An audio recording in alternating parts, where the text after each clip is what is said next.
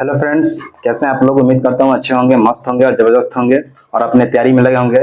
Friends, मैं NCERT का second video लेकर आया हूँ जो रेलवे ग्रुप डी के लिए बहुत इंपॉर्टेंट होने वाला है, क्योंकि सबसे ज्यादा क्वेश्चन एनसीईआरटी से रहा है। अगर आपने पिछली वीडियो नहीं देखी तो आप प्ले लिस्ट में जाकर पिछली वीडियो देख लीजिए। ये पहली वीडियो पार्ट 1 देख लीजिए, उसके बाद पार्ट 2 देखिए, आपको अच्छे से समझ में आएगा। मैं सारी चीजें कवर करा चुका हूँ, ये सारी चीजें मैंने कवर करा दिया है और मैं आज स्टार्ट करने वाला हूँ रासायनिक अभिक्रियाओं के प्रकार। तो चलिए शुरू करते हैं। कक्षा 9 में हम अध्ययन कर चुके हैं कि रासायनिक क्रिया के समय किसी एक तत्व का परमाणु दूसरे तत्व के परमाणु में नहीं बदलता। न तो कोई परमाणु मिश्रण से बाहर जाता है और न ही मिश्रण से बाहर आता है। वास्तव में किसी रासायनिक अभिक्रिया में परमाणुओं के आपसी अवबंध के टूटने एवं जुड़ने से नए पदार्थ का निर्माण होता है। परमाणुओं के बीच विभिन्न प्रकार के बंध के बारे में आप अध्याय 3 और 4 में अध्ययन करेंगे। ये बेसिकली ये कर रहा है कि किसी भी रासायनिक अभिक्रिया में जो भाग लेते हैं तत्व, जैसे आपका हाइड्रोजन हो गया और ऑक्सीजन हो गया, ये दोनों रिएक्शन किए तो आपको पता है कि ये जल बनता है। तो कहने का मतलब जो भी रासायनिक अभिक्रिया में भाग लेते हैं तो जो इसका जो परमाणु है वो टूटकर ऑक्सीजन नहीं बनेगा, या हाइड्रोजन का परमाणु टूट के ऑक्सीजन नहीं बन सकता, ऑक्सीजन का परमाणु टूट के हाइड्रोजन नहीं बन सकता, बल्कि इन दोनों का परमाणु मिलकर एक नए पदार्थ का निर्माण करते हैं जो जल का अणु होता है। यानी कहने का मतलब यही है कि इन दोनों का परमाणु एक मिलकर एक दूसरा पदार्थ बनाएंगे, ना कि हाइड्रोजन का परमाणु बदल के ऑक्सीजन बन जाएगा, ऑक्सीजन का परमाणु बदल के हाइड्रोजन बन जाएगा। ऐसा कारण इसलिए होता है क्योंकि रासायनिक अभिक्रिया के दौरान किसी तत्व का परमाणु क्रमांक नहीं बदलता। क्योंकि जब रासायनिक अभिक्रिया होता है तो किसी तत्व का परमाणु क्रमांक नहीं बदलता, क्योंकि ये हाइड्रोजन तो मान लीजिए आपको 1 पाता है, ये 8 पाता है। तो रासायनिक अभिक्रिया के इस समय ये नहीं होगा कि इसका परमाणु क्रमांक बदल के 8 हो जाएगा और इसका 8 पे आता है तो इसका बदल के 1 हो जाएगा। यही कहने का मतलब ये है, क्योंकि इस अभिक्रिया में केवल इलेक्ट्रॉन ही भाग लेते हैं। क्योंकि रासायनिक अभिक्रिया में केवल इलेक्ट्रॉन ही भाग लेते हैं, प्रोटॉन इसमें शामिल नहीं होते हैं, माने इसमें प्रोटॉन के शामिल नहीं होते, इसलिए इसकी संख्या में बदलाव नहीं होता, इसलिए इसके परमाणु संख्या में बदलाव नहीं होता। यानी किसी भी रासायनिक अभिक्रिया में जो ये है, परमाणु ना तो मिश्रण से बाहर जाता है और ना ही मिश्रण से बाहर आता है। रासायनिक अभिक्रिया में किसी भी तत्व का परमाणु ना तो अभिक्रिया से बाहर जाता है और ना तो अभिक्रिया से अंदर आता है, जबकि इन परमाणुओं का आपस में या तो बंधेगे या टूटेगा, टूटने से एक नए पदार्थ का निर्माण होता है। यही कहने का ये कह रहा है। और आपको पता है कि जो तत्व का परमाणु संख्या होता है, जो तत्व का मान लीजिए सोडियम का इसका तत्व परमाणु संख्या 11 है, इसमें यही इसका प्रोटॉन का संख्या होता है। प्रोटॉन का संख्या यही होता है और इलेक्ट्रॉन का भी संख्या यही होता है। यानी किसी तत्व में जितना उसका परमाणु संख्या है वही उसका प्रोटॉन का संख्या कह रहा है। यहीं पे देखिए ये बात बता रहा है, किसी तत्व के परमाणु में मौजूद प्रोटॉनों की संख्या को उस तत्व का परमाणु क्रमांक कहते हैं। यानी जिस तत्व में जो भी परमाणु संख्या होगा, माने कोई भी तत्व जितना उसका परमाणु संख्या वही उसमें समझिए उतना प्रोटॉन की संख्या है। किसी तत्व के परमाणु के नाभिक में उपस्थित प्रोटॉनों एवं न्यूट्रॉनों की कुल संख्या के योग को उस तत्व का परमाणु द्रव्यमान कहते हैं। ये तो होगी परमाणु संख्या की बात। यानी परमाणु संख्या वो होता है जो तत्व में जितनी भी प्रोटॉनों की संख्या हो वही उसका परमाणु संख्या होता है। लेकिन जब परमाणु द्रव्यमान की बात आ जाती है तो ये कहने का मतलब प्रोटॉनों और न्यूट्रॉनों का कुल योग। यानी किसी तत्व के, आपको पता है कि तत्व के नाभिक में प्रोटॉन और इलेक्ट्रॉन होते हैं, प्रोटॉन और न्यूट्रॉन होते हैं और इलेक्ट्रॉन चक्कर लगाते हैं। तो जो प्रोटॉन और न्यूट्रॉन का जो योग होगा वही उसका परमाणु द्रव्यमान होगा, वही उसका परमाणु द्रव्यमान। यानी किसी तत्व में अगर केवल प्रोटॉन की संख्या अगर जितनी हो वो उसका परमाणु संख्या हो जाएगा, और उसमें न्यूट्रॉन ऐड कर दिया जाए, प्रोटॉन और न्यूट्रॉन इनका योग कर दिया जाए तो ये परमाणु द्रव्यमान बन जाता है। यानी किसी तत्व के परमाणु में नाभिक में उपस्थित प्रोटॉन और न्यूट्रॉन के कुल योग को परमाणु द्रव्यमान कहते हैं और केवल प्रोटॉन की संख्या को उसको परमाणु संख्या कहते हैं। यही बात ये बोल रहा है। अब चलिए थोड़ी बेसिक जानकारी ले लेते हैं इसके बारे में। प्रोटॉनों की संख्या को P से इंडिकेट करते हैं और प्रोटॉन की संख्या को ही परमाणु संख्या कहते हैं, जिसे Z से इंडिकेट करते हैं, और यही इलेक्ट्रॉन की संख्या होती है। यानी किसी तत्व में जितनी भी प्रोटॉन की संख्या हो वही उसकी परमाणु संख्या होती है उतनी ही, और उतनी ही उसके इलेक्ट्रॉन की संख्या होती है। परमाणु द्रव्यमान में क्या होता है, परमाणु द्रव्यमान को ये से इंडिकेट करते हैं। इसमें कहता है प्रोटॉन प्लस न्यूट्रॉन, अभी बताया ना, प्रोटॉन और न्यूट्रॉन के कुल योग को उसका परमाणु द्रव्यमान कहते हैं, परमाणु द्रव्यमान। ठीक है, आगे समझते हैं। यानी प्रोटॉन इज इक्वल टू परमाणु संख्या, प्रोटॉन इक्वल टू परमाणु संख्या, ये आगे बताया ना मैं, प्रोटॉन की संख्या इक्वल टू परमाणु संख्या, तो इसको जेड से इंडिकेट करते हैं। तो ये फॉर्मूला बहुत याद रखिएगा, याद करके रखिएगा, क्योंकि ये हमेशा आता है और इससे न्यूमेरिकल भी कभी कभी आता है। तो प्रोटॉन इक्वल टू परमाणु संख्या, और ये हो गया परमाणु द्रव्यमान। परमाणु द्रव्यमान equal to proton plus neutron, यानी प्रोटॉन और न्यूट्रॉन के योग को परमाणु द्रव्यमान कहते हैं। या इसको कह सकते हैं कि परमाणु द्रव्यमान बराबर परमाणु संख्या प्लस न्यूट्रॉन, क्योंकि इसके ये जो P है, P के जगह पर ये Z आ गया, ये भी हो सकता है।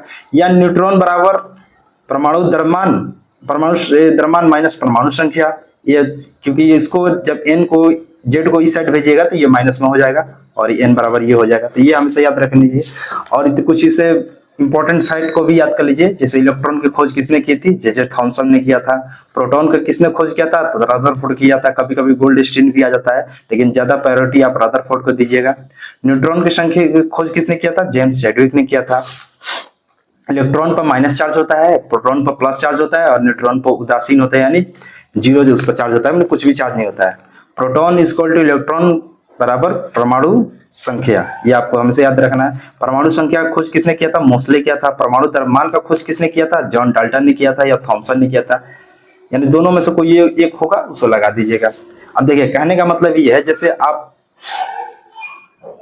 ये हो गया, ये 3 तत्व दे दिया, जैसे सोडियम दे दिया। अब सोडियम में कहेगा आपको कि इसमें इलेक्ट्रॉन की संख्या कितनी है, तो ये आपको पता है कि जो तत्व होता है, जो इसके नीचे लिखा रहता है वो परमाणु संख्या होता है, और जो ऊपर लिखा जाता है वो परमाणु द्रव्यमान होता है। तो इसमें इलेक्ट्रॉन की संख्या कितनी होगी, 11 होगी। और प्रोटॉन की संख्या कितनी होगी, तो वो भी 11 होगी, क्योंकि परमाणु संख्या के बराबर ही प्रोटॉन की संख्या होती है, ऊपर बता दिया। तो वही बात है। और जब यहाँ चार्ज दिया हो, माइनस माइनस चार्ज दिया हो, तो इलेक्ट्रॉन की संख्या का करने के लिए उसमें प्लस 2 जोड़ दीजिए। नॉर्मल दिया होगा तो सेम टू सेम इलेक्ट्रॉन की संख्या होगा, लेकिन उस पर चार्ज अगर दिया हो, माइनस दिया हो तो उसको जोड़ देंगे, और यहाँ प्लस दिया हो तो उसको माइनस कर देंगे। माने इसको ऑपोजिट करना है। सिर्फ ये इलेक्ट्रॉन में ही ये नियम लागू होता है, क्योंकि अगर आपको प्रोटॉन पूछेगा, प्रोटॉन की संख्या, वो तो 8 ही होगा, और परमाणु संख्या भी 8 होगा। लेकिन जब आपको इलेक्ट्रॉन पूछेगा तो ये नॉर्मल होगा तो 11 का 11 ही होगा, लेकिन जब इसमें माइनस दिया होगा तो वो उसमें से 2 जोड़ दिया जाता है। और आपका जैसे मैग्नीशियम हो गया, मैग्नीशियम में आपका जो 12 हो गया, इसमें पूछा इलेक्ट्रॉन की संख्या, तो ये 12 तो होता ही है, लेकिन इसको प्लस चार्ज दिया तो प्लस दिया तो इसको घटा देंगे 2, यानी माइनस देगा तो जोड़ देंगे, प्लस देगा तो घटा देंगे। ये सिर्फ इलेक्ट्रॉन में ही फॉलो होता है, बाकी प्रोटॉन तो सबका सेम ही होगा। प्रोटॉन इसमें भी 12 होगा, इसमें भी 11 होगा, इसमें 8 होगा, यही बात बोल रहा है। चलिए अब आगे बढ़ते हैं। संयोजन अभिक्रिया, ये कुछ एक्सपेरिमेंट दिए हैं, उससे कोई मतलब नहीं है।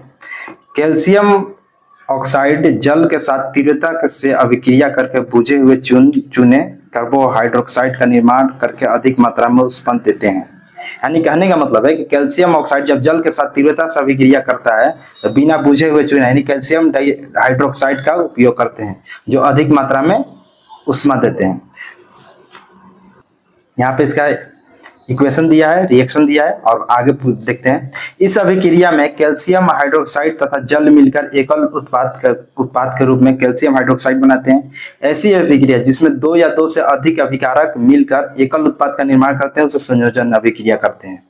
यानी कहने का तात्पर्य ये है कि अगर किसी तत्व में अभिकारक 2 अभिकारक हो या 1 अभिकारक हो या 3 अभिकारक हो, जितने भी भाग ले रहे हो, वो सभी मिलकर केवल एक अगर उत्पाद बना रहे हैं तो वो संयोजन अभिक्रिया होता है।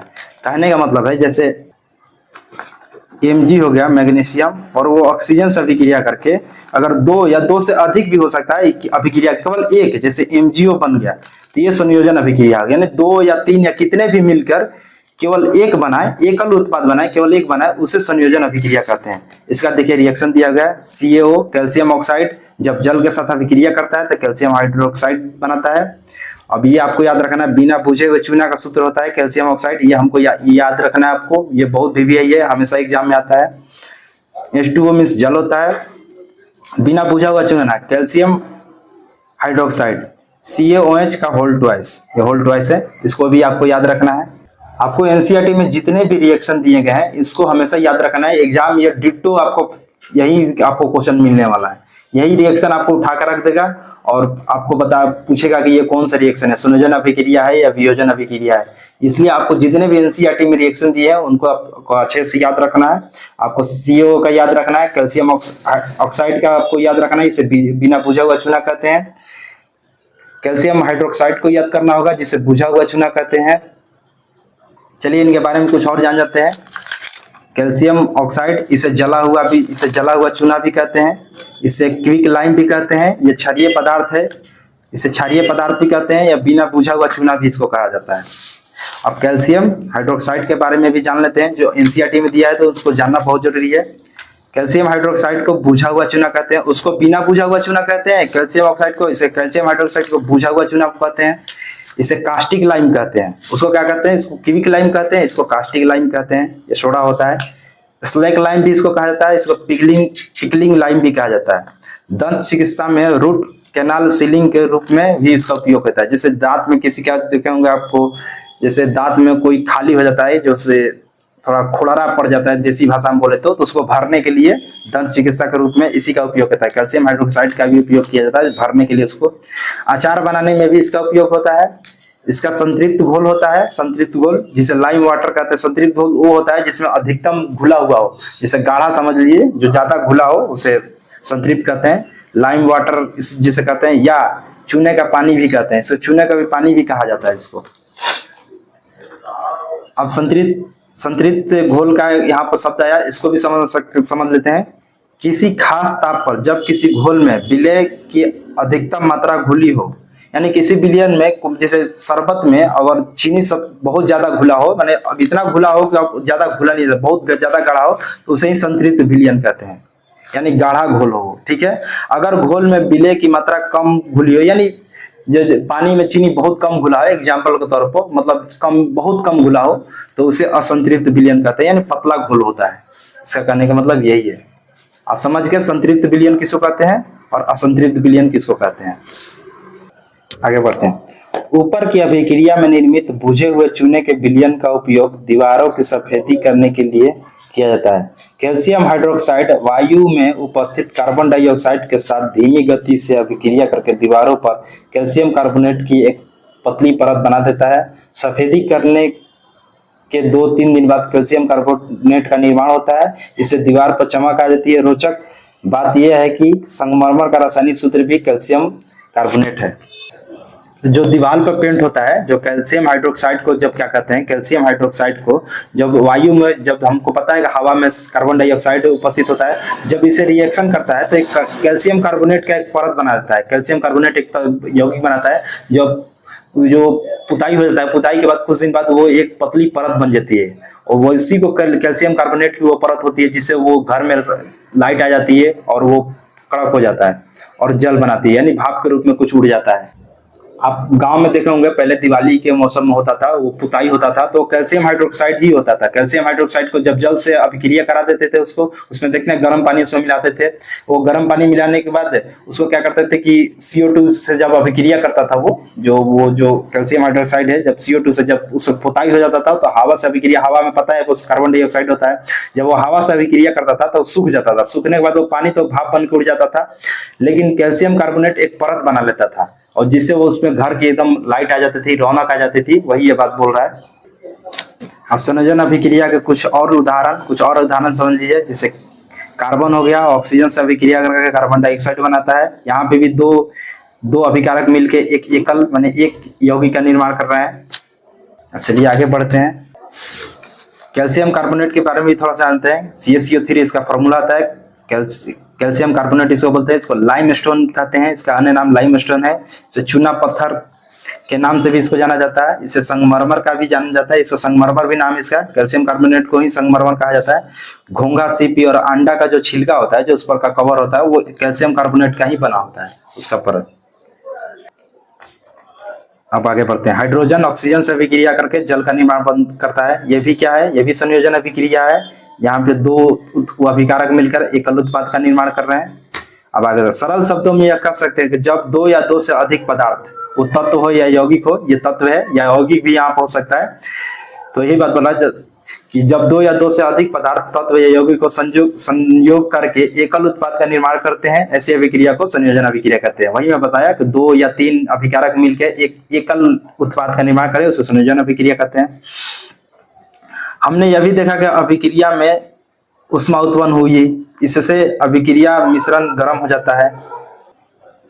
जिन अभिक्रियाओं में उत्पाद के निर्माण के साथ साथ ऊष्मा उत्पन्न होती है उसे ऊष्मा क्षेपी अभिक्रिया कहते हैं। देखिए जैसे क्या हुआ, यहाँ पर रिएक्शन हुआ, यहाँ पर जब रिएक्शन हुआ यहाँ पे, तो यहाँ पे देखिए ऊष्मा भी निकला हुआ है, यानी किसी किसी अभिक्रिया में क्या होता है कि ऊष्मा भी निकलता है। देखिए यहाँ भी मीथेन ऑक्सीजन से अभिक्रिया करता है तो CO2 बना और भाप बन के गैस जल निकल गया, और यहाँ पे देखिए यहाँ भी ऊर्जा निकला हुआ है, यानी यहाँ पे ऊर्जा बना हुआ है, उसी को ऊष्माक्षेपी बोलते हैं। जिसको सरल भाषा में समझते हैं, जिस रासायनिक अभिक्रिया में ऊष्मा यानी इसको ऊर्जा भी जो ऊष्मा ऊर्जा के रूप में ही निकलता है, ऊष्मा यानी गर्मी पैदा करता है। जिस रासायनिक अभिक्रिया में ऊष्मा या गर्मी पैदा होती है उसे ऊष्माक्षेपी अभिक्रिया कहते हैं। जिस अभिक्रिया में ऊष्मा निकलती है या ऊर्जा निकलती है और उसमें गर्मी पैदा होती है तो उसे ऊष्माक्षेपी अभिक्रिया कहते हैं। तथा जिस अभिक्रिया में ऊष्मा का अवशोषण होता है, जैसे ऊष्मा का अवशोषण यानी ऊष्मा सोख लेता है, तो उसे ऊष्माशोषी अभिक्रिया कहते हैं।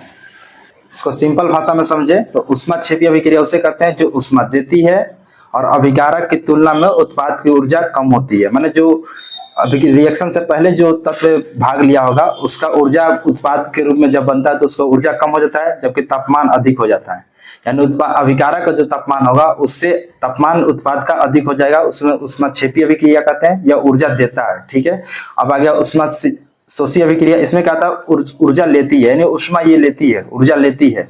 अभिकारक की तुलना में उत्पाद की ऊर्जा अधिक तथा तापमान कम होता है। इसमें क्या होता है, ऊष्माशोषी अभिक्रिया में क्या होता है, जो भी तत्व अभिकारक भाग लेते हैं उससे पहले जो उसका जो ऊर्जा होता है उसके बाद जो उत्पाद बनता है उसमें अधिक ऊर्जा आता है, लेकिन तापमान में इसमें कम हो जाता है। यानी अभिकारक में जो तापमान होगा उत्पाद बनेगा तो उसका तापमान कम हो जाता है। बर्फ का पिघलना इसका एक उदाहरण।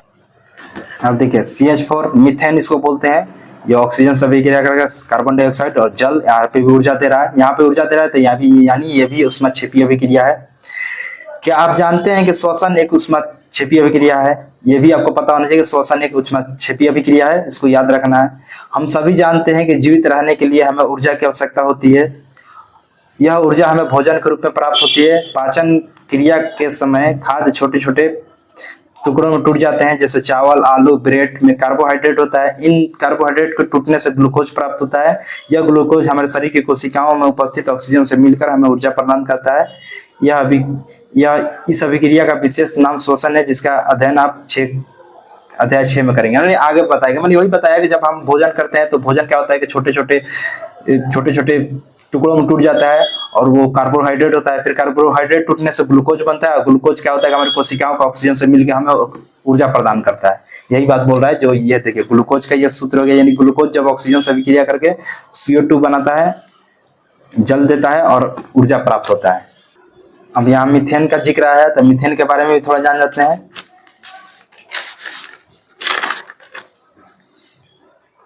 मीथेन CH4 इसका फॉर्मूला होता है। यह रंगहीन होता है, गंधहीन होता है, अत्यधिक ज्वलनशील होता है, मतलब बहुत ज्यादा जलता है, और ग्रीन हाउस गैस है। यह भी एक ग्रीन हाउस है। फ्रिज और एसी में शीतला के रूप में इसका उपयोग होता है। जो फ्रिज होता है उसमें फ्रिज और एसी में शीतला के रूप में इसका उपयोग होता है। धान के खेत में यह पाया जाता है। मीथेन अधिकतर आर्द्र भूमि में पाया जाता है। मीथेन का सबसे बड़ा प्राकृतिक स्रोत है, जो आर्द्र भूमि है वो मीथेन का सबसे बड़ा प्राकृतिक स्रोत है।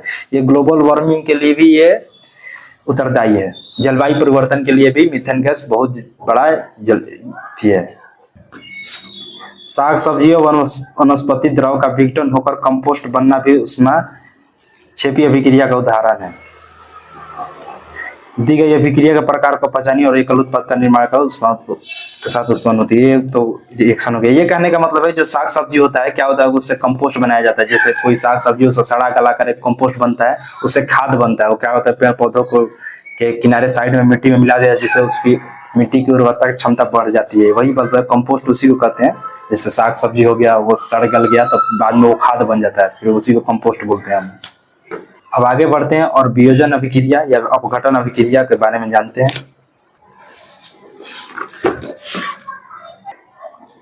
क्या आपने ध्यान दिया कि फेरस सल्फेट क्रिस्टल हरे रंग में परिवर्तन हुआ है? सल्फर के दहन से उत्पन्न अभिलाक्षणिक विशिष्ट गंध से भी आप सूंघ सकते हैं। ये क्या बोला कि ये जो समीकरण दिया हुआ है इसके बारे में बता रहा है। इसको फेरस सल्फेट बोलते हैं। ये हरे रंग का होता है। ये हमको आपको ये हमेशा याद रखना है। फेरस सल्फेट का पूछेगा कि किस कलर का होता है तो ये हरे रंग का होता है। ये हमको याद रखना है हमेशा। ये इसका रिएक्शन दिया है फेरस सल्फेट, और जब उष्मा दिया जाता है तो फेरिक ऑक्साइड बनता है, SO2 बनता है, सल्फर डाइऑक्साइड SO3 बनता है, सल्फर ट्राइऑक्साइड। यानी आगे समझते हैं इसको क्या ये कहना चाह रहा है। आप देख सकते हैं इस अभिक्रिया में एकल अभिकर्मक टूट टूट कर छोटे छोटे उत्पाद प्रदान करते हैं। इसे वियोजन अभिक्रिया कहते हैं। समझ गए? क्या होता है कि संयोजन अभिक्रिया में क्या हो रहा था कि 2-3 अभिकारक मिलकर एक एकल उत्पाद का निर्माण करते थे, लेकिन वियोजन में सिर्फ इसका उल्टा होता है। यानी इसमें एकल ही अभिकारक होता है, वो टूट के बहुत सारे उत्पाद देता है। देखिए यहाँ पे एक ही यहाँ पर अभिकारक है, एक ही पदार्थ है जो टूट के अलग अलग बहुत सारे छोटे छोटे उत्पाद दिए हैं, तो इसको वियोजन अभिक्रिया कहते हैं। संयोजन अभिक्रिया उसे कहते हैं जो इसमें बहुत सारे भाग लेते हैं अभिकारक और टूट के केवल एक उत्पाद देते हैं। लेकिन वियोजन अभिक्रिया में कहता है कि केवल एक अभिकारक भाग लेता है और ये टूट टूट कर बहुत सारे उत्पाद का निर्माण करते हैं। यही वियोजन अभिक्रिया कर रहा है। आगे बढ़ते हैं। गर्म करने पर यह फेरस सल्फेट FeSO4 7H2O का जल त्याग करता है। हमको हमेशा याद रखना है फेरस सल्फेट में कितने जल का अणु होते हैं? 7 जल का अणु रहते हैं। ये भी आपको याद रखना है। बहुत NCERT का क्वेश्चन भी आई है, यह हमेशा रेलवे का क्वेश्चन में पूछता है। यानी फेरस सल्फेट में कितने जल का अणु होगा? तो 7 जल का अणु होगा। क्रिस्टल का रंग बदल जाता है। इसके उपरांत यह फेरिक ऑक्साइड Fe2O3 याद रखना है आपको। फेरिक ऑक्साइड का सूत्र सल्फर डाइऑक्साइड SO2 तथा सल्फर ट्राइऑक्साइड में वियोजित होता है। फेरिक ऑक्साइड ठोस है जबकि SO2 तथा SO3 गैस है। मैंने यही बात बोला है कि फेरस सल्फेट जब अभिक्रिया किया जाता है, जब उष्मा दिया जाता है, फेरिक ऑक्साइड में बदल जाता है और SO2 SO3 देता है। अब थोड़ा जान लेते हैं इन लोगों के बारे में। FeSO4 फेरस सल्फेट के बारे में। इसका रंग हरा होता है। फेरस सल्फेट क्रिस्टल एक लौह नमक होता है। ये क्या होता है कि हरा नमक जैसा टाइप का होता है। ये फेरस सल्फेट है जो आप जैसे घर में जो नमक होता है, लेकिन ये नमक जैसा ही होता है, लेकिन ये हरा रंग का होता है। जिसे ग्रीन विट्रियल भी कहा जाता है। जिसको ग्रीन विट्रियल, फेरस सल्फेट को क्या कहा जाता है? ग्रीन विट्रियल भी कहा जाता है। एनीमिया रोग में दवा के रूप में इसका यूज होता है। समझ के अब आ जाते हैं फेरिक ऑक्साइड के। फेरिक ऑक्साइड के बारे में जान जाते हैं, या Fe2O3 के बारे में। यह प्रकृति में यह खनिज हेमेटाइट के रूप में पाया जाता है। यानी प्रकृति में यह खनिज के रूप हेमेटाइट के रूप में पाया जाता है फेरिक ऑक्साइड। यह लाल, भूरा, पीला रंग का होता है। यानी तीनों रंग का यह पाया जाता है। वो सिर्फ हरा रंग का होता है फेरस सल्फेट, लेकिन यह फेरिक ऑक्साइड है। ये लाल भी कभी होता है, भूरा भी होता है, पीला रंग का भी होता है। इसका उपयोग सीमेंट उत्पाद तथा पेंटिंग्स में होता है। देखिए आप घर में पहले के जमाने में जो घर बनता था, प्लास्टर होता था, उसमें फूल बनता था बहुत सारे लाल रंग मिला के उसमें, वही है फेरिक ऑक्साइड है। जो घर का बॉर्डर बनता था, जो फूल बनता था, वो फेरिक ऑक्साइड से ही बनता था। अब SO2 का यहाँ पर जिक्र है, सल्फर डाइऑक्साइड का। इसका भी थोड़ा इसके बारे में जान लेते हैं, क्योंकि NCERT में जो भी पदार्थ का नाम दिया है, तत्व का नाम दिया है, वो बहुत VVI उसके बारे में आपको जानना जरूरी है। उसी से क्वेश्चन बनता है ग्रुप D में।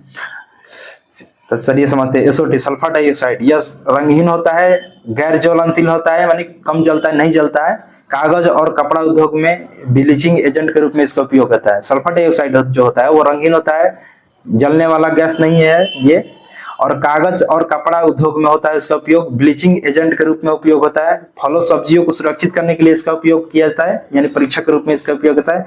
यह एक अम्लीय ऑक्साइड है। SO2 है जो एक अम्लीय ऑक्साइड है, यह भी आपको याद रखना है। अब आ जाते हैं SO3 के बारे में। SO3 यहाँ पर दिया गया है। ये रिएक्शन आपको हमेशा याद रखना है। ये रिएक्शन आपको माइंड में हमेशा कॉपी पर लिखते रहना है। ये रिएक्शन पूछ सकता है आपको ये रिएक्शन देगा और SO2 देगा या खाली स्थान दे देगा, बोलेगा आपको कौन सा गैस आएगा। इससे रिलेटेड बहुत सारा क्वेश्चन दे सकता है। जैसे इसको संतुलित करने के लिए भी दे सकता है। जैसे यहाँ पर 2 लगा कर संतुलित किया गया है सब चीजें। संतुलित करने का विधि तो मैंने पहले बता दिया हूँ, तो आप ये भी याद रख सकते हैं। फिर ये पूछेगा कि ये रिएक्शन दिया तो इसमें क्या दिया गया, कि उष्मा दिया गया या इसको ठंडा किया गया, इसमें क्या किया गया, टेम्परेचर बढ़ाया गया, वही बात ये पूछ सकता है। तो हमेशा आपको याद रखना है। अब थोड़ी SO3 के बारे में समझते हैं। सल्फर ट्राइऑक्साइड यह ठोस, लिक्विड, यानी ठोस, लिक्विड और गैस, यानी ये तीनों रूप में पाया जाता है। जैसे SO3 है वो तीनों रूप में पाया जाता है, ठोस के रूप में भी, लिक्विड के रूप में भी और गैस के रूप में भी, तीनों रूप में पाया जाता है। यह सल्फ्यूरिक अम्ल के निर्माण में उसका उपयोग होता है। सल्फ्यूरिक अम्ल का जब निर्माण होता है तो उसमें इसका उपयोग होता है। ओलियम उत्पाद में भी इसका उपयोग होता है। यह अत्यधिक प्रतिक्रियाशील पदार्थ है। ये क्या है कि बहुत ज्यादा अभिक्रिया करता है। आप देखेंगे जो पीरियोडिक टेबल है उसमें अभिक्रियाशील तत्वों के बारे में बताया गया है कि उसमें ज्यादा कौन क्रियाशील है, कम क्रियाशील कौन है। तो वही बात बोला है, जो अधिक प्रतिक्रियाशील पदार्थ है आग का खतरा पैदा करता है, यानी इससे आग का भी खतरा होता है। और यह बहुत जहरीली गैस होता है, यानी SO3 जो होता है वो बहुत जहरीला गैस भी होता है। आगे बढ़ते हैं। उष्मा देने पर कैल्शियम कार्बोनेट का कैल्शियम ऑक्साइड तथा कार्बन डाइऑक्साइड में वियोजित होना एक प्रमुख वियोजन अभिक्रिया है जिसका उपयोग विभिन्न उद्योग में होता है। कैल्शियम ऑक्साइड को चूना या बिना बुझा हुआ चूना कहते हैं, ये पहले मैं बता दिया हूँ। कैल्शियम ऑक्साइड को बिना बुझा हुआ चूना कहते हैं। इसके अनेक उपयोग में से एक उपयोग सीमेंट के निर्माण में होता है। उष्मा के द्वारा की गई वियोजन अभिक्रिया को उष्मीय वियोजन भी कहते हैं।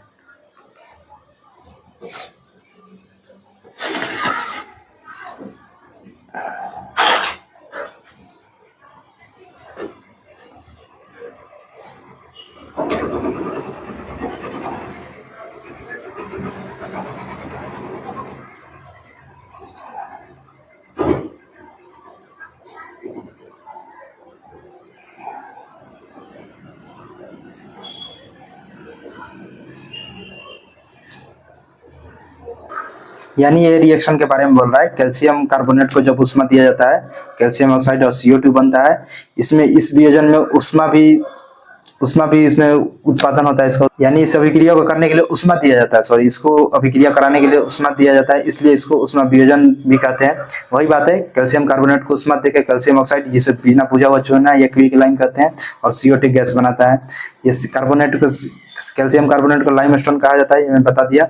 उसमें वियोजन अभिक्रिया का एक अनुदाहरण 1.6 ये तो एक्सपेरिमेंट दिया गया है। आगे बढ़ते हैं।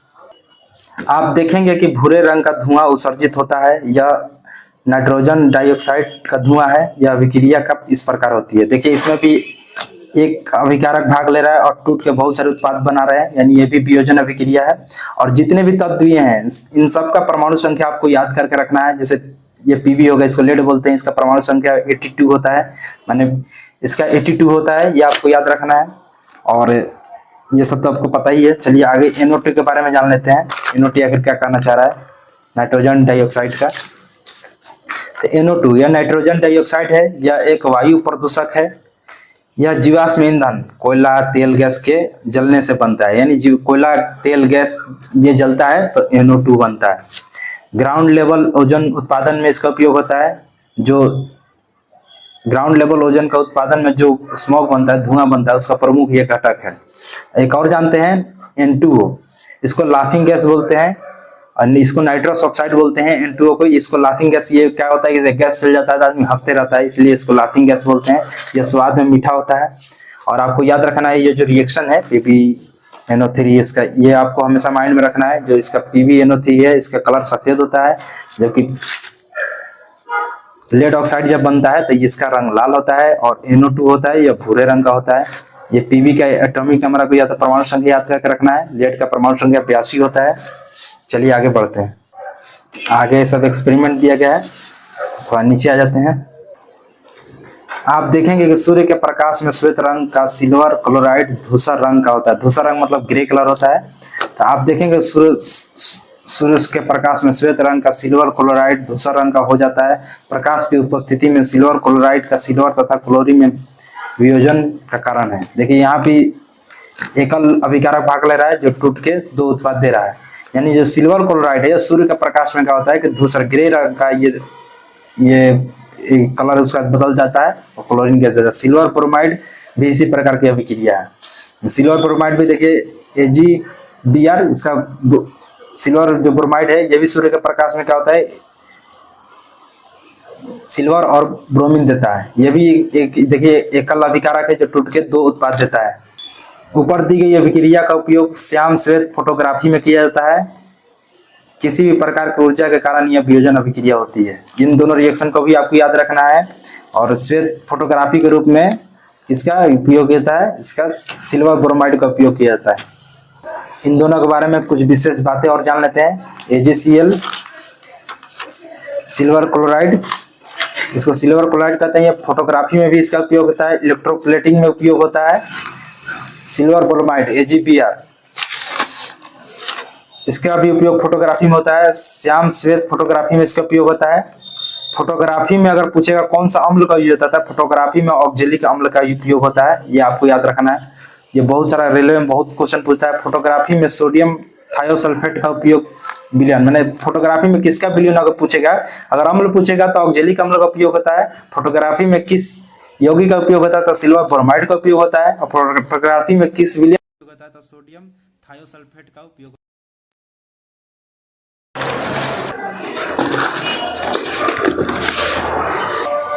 हमने देखा कि वियोजन अभिक्रिया में अभिकारकों को तोड़ने के लिए ऊष्मा, प्रकाश या विद्युत ऊर्जा की आवश्यकता होती है। जिन अभिक्रियाओं में ऊर्जा अवशोषित होती है उसमें शोषी अभिक्रिया कहते हैं। उसमें शोषित आपको समझा ही दिया, यहाँ पर समझा हूँ कि जिस अभिक्रिया में ऊष्मा का अवशोषण होता है, सोख लेता है, उसे ऊष्मा शोषी अभिक्रिया का। तो वही बात बोल रहा है कि जिस अभिक्रिया को तोड़ने के लिए ऊष्मा, प्रकाश, क्या ऊष्मा भी एक ऊर्जा है, प्रकाश भी एक ऊर्जा है, विद्युत ऊर्जा भी एक ऊर्जा है, इसको तोड़ने के लिए आवश्यकता होती है। देखिए जितना भी है यहाँ पे, अगर तोड़ने के लिए सूर्य का प्रकाश, यानी यहाँ भी ऊष्मा का उपयोग हो रहा है, ऊर्जा का उपयोग, यहाँ भी ऊर्जा का उपयोग हो रहा है। ये क्या है, ये एक ऊष्मा शोषी अभिक्रिया है। यानी जिस अभिक्रिया को तोड़ने के लिए ऊर्जा का, ऊष्मा का उपयोग हो, यानी ऊष्मा का उपयोग हो रहा है, यानी ऊष्मा सोख रहा है, उसको ऊष्मा ले रहा है उससे, इसलिए वो एक ऊष्मा शोषी अभिक्रिया है। ऊष्मा क्षेपी अभिक्रिया तो मैंने बता दिया। अब चलिए इसमें आने वाले प्रश्न कर लेते हैं। किसी पदार्थ X के विलयन का उपयोग सफेदी के लिए होता है। पदार्थ X का नाम बताइए, X का नाम बताइए। तो वही सफेदी करने के लिए किसका उपयोग होता है, तो वो पदार्थ का नाम है कैल्शियम ऑक्साइड। X पदार्थ कैल्शियम ऑक्साइड को ही जल से जब अभिक्रिया करता है कैल्शियम हाइड्रोक्साइड बनता है। अब बोल रहा है कि ऊपर जो X लिया है, X का जल के साथ अभिक्रिया लिखिए। तो X के साथ जो है, X क्या है, CO है, इस जल के साथ अभिक्रिया कराते हैं CO, तो ये जल के साथ कैल्शियम हाइड्रोक्साइड देता है। यही कैल्शियम हाइड्रोक्साइड को क्या करते हैं हम लोग, जब यही कैल्शियम हाइड्रोक्साइड क्या करता है कि जब वायु से अभिक्रिया करता है तो कैल्शियम कार्बोनेट का एक परत बना देता है, वही बात है। चलिए आगे बढ़ते हैं। लोहे की कील का रंग भूरा क्यों हो गया तथा कॉपर सल्फेट का विलयन का नीला रंग क्यों पड़ गया? इस क्रियाकलाप को निम्नलिखित भी अभिक्रिया द्वारा हुई है। अब देखिए क्या है अभिक्रिया, ये एक दूसरा अभिक्रिया आ गया। इससे पहले मैं आपको बताना चाहता हूँ, ये प्रश्न खत्म करने के बाद अब विस्थापन अभिक्रिया स्टार्ट हो गया यहाँ पे, यानी विस्थापन अभिक्रिया मैं आपको बताने वाला हूँ। यही विस्थापन अभिक्रिया का रिएक्शन दिया गया है। जो लोहा है कॉपर सल्फेट से अभिक्रिया करता है और ये कॉपर को ये विस्थापित कर देता है और लोहा यहाँ पे आ गया, यानी आयरन सल्फेट बना दिया। देखिए इसके बारे में क्या बोल रहा है, यदि अभिक्रिया में लोहा ने दूसरे तत्व कॉपर सल्फेट के विलयन से विस्थापित कर दिया या हटा दिया, इस अभिक्रिया को विस्थापन अभिक्रिया कहते हैं। जैसे क्या होता है कि जो सक्रियता श्रेणी में जो क्या होता है, जो अभिक्रिया जो सबसे ज्यादा अभिक्रियाशील तत्व है वो क्या होता है, अपने से कमजोर अभिक्रियाशील तत्व को हटाकर उसका जगह बदल के खुद वहां पर आ जाता है। देखिए यहाँ पर जो लोहा है वो कॉपर सल्फेट से कॉपर को विस्थापित कर दिया, खुद उसके जगह पे आ गया। यही ये बात बोल रहा है। सीधा मतलब है अधिक क्रियाशील तत्व कम क्रियाशील तत्व को उसके यौगिक से हटाकर खुद आ जाता है, मैंने उसको यौगिक से खुद उसको मार के भगा के खुद ही उसका जगह हड़प लेता है। जो अधिक क्रियाशील तत्व है वो कम क्रियाशील तत्वों को हटा देता है और खुद उसके जगह पर आ जाता है। आप जब आगे पढ़ेंगे, देखिए जब आगे के चैप्टर में पढ़ेंगे तो ये आपको बहुत अच्छे से समझाने। देखिए यहाँ पर अभिक्रियाशील श्रेणी दिया गया है, ये आपको पढ़ना है, ये चौथे पांचवें पाठ में है। तो देखिए जो ये क्या है कि सबसे अधिक क्रियाशील तत्व है, ये कम क्रियाशील तत्व है। तो उसमें जो अधिक ये जो पोटेशियम हो गया, ये किसी रिएक्शन में अगर मैग्नीशियम वहाँ होगा तो मैग्नीशियम को निकाल देगा, खुद उसके जगह पर आ जाएगा, क्योंकि ये अधिक क्रियाशील तत्व है और ये कम क्रियाशील तत्व, मैंने जो मजबूत होगा कमजोर को हटा देगा, उसके जगह भी ले लेगा, उसको अलग हटा देगा। वही बात ये बोल रहा है, ये विस्थापन अभिक्रिया में यही होता है। तो ये रिएक्शन को भी आपको याद रखना है और इसके बारे में कुछ जान लेते हैं। FeSO4 का जिक्र आया है, आयरन सल्फेट का, इसके बारे में जानते हैं। यह फेरस सल्फेट है, रक्त में आयरन के स्तर को बढ़ाने के लिए इसका उपयोग होता है। आयरन की कमी से होने वाले एनीमिया के इलाज में भी इसका उपयोग होता है फेरस सल्फेट का।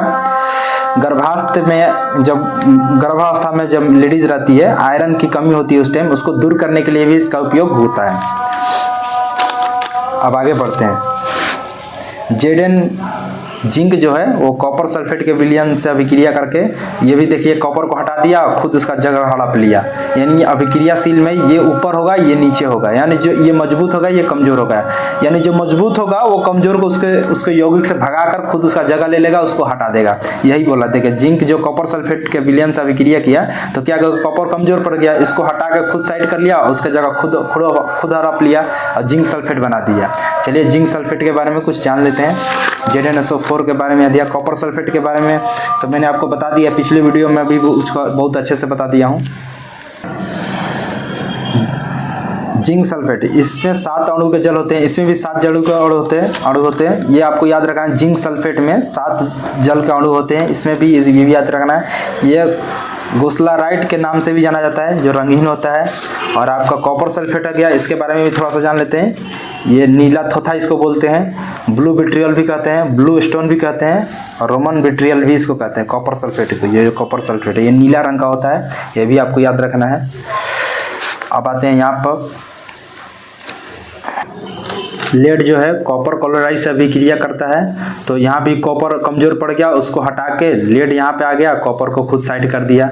यानी जिंक तथा लेड, ये जो जिंक है, लेड है, ये कॉपर के अपेक्षा अधिक क्रियाशील तत्व है। मैंने बताया ना, इस कॉपर के अपेक्षा ये लोग बहुत अधिक क्रियाशील है, वो कम क्रियाशील है। वे कॉपर को उसके यौगिक से विस्थापित कर देते हैं, यानी उसको हटा देते हैं और खुद उसका स्थान ग्रहण कर लेते हैं। तो यही बात है, इसी को विस्थापन अभिक्रिया कहते हैं। मैंने उसको यौगिक से मार के भगा देना, खुद उसका जगह हड़प लेना, यही विस्थापन अभिक्रिया होता है। आपको ये सारे ये जो जितने भी रिएक्शन दिए हैं, जितने भी अभिक्रिया दिए हैं, ये हमेशा आपको माइंड में रखना है। इसी से रिलेटेड आपको क्वेश्चन आता है, आपको यही दे देगा, जिंक सल्फेट दे देगा, पूछेगा यहाँ पर क्या आएगा आपको, आप ये क्वेश्चन पूछ देगा, पूछेगा कि जिंक कॉपर को क्यों विस्थापित कर दिया, तो आपको बताना है कि वो अधिक क्रियाशील है, कॉपर कम क्रियाशील था। किस कलर का ये है, जैसे पूछ देगा आपको यहाँ पर कॉपर सल्फेट का रंग कैसा होता है। तो एनसीईआरटी में जो भी क्वेश्चन दिया है उसको आपको ध्यान से रखना है। अब आते हैं विस्थापन, द्विविस्थापन अभिक्रिया, इसको उभय विस्थापन भी अभिक्रिया कहते हैं, द्विविस्थापन अभिक्रिया। चलिए आगे बढ़ते हैं, इसके बारे में जानते हैं। आप देखेंगे कि श्वेत रंग के एक पदार्थ का निर्माण होता है जो जल में अविलय है। इस अविलय पदार्थ को अवक्षेप कहते हैं। जिस अभिक्रिया में अवक्षेप का निर्माण होता है उसे अवक्षेपण अभिक्रिया कहते हैं। यानी किसी भी रासायनिक अभिक्रिया में जल में जो भी चीज़ अगर क्या होता है कि विलय नहीं होता है, माने घुलता नहीं है, जो नहीं घुलता है उसे अवक्षेप कहते हैं।